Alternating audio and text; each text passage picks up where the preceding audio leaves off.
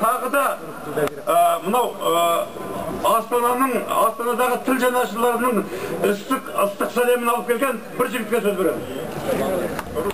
Менің аты жөнім Жұмамұрат Шәмші, тарих ғылымдарының кандидаты. Осы Қазақстанда 338 қол қойылды деді ғой.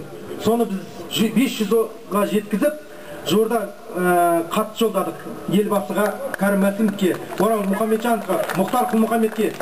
Сен бір аптаның ішінде жауабын күтеміз.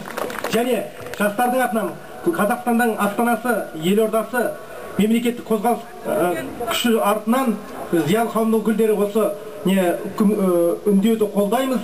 Және қазақ мемлекетінде қазақ халқының тілі ешқашан өлмейді дегенге сенеміз. Рахмет сізге.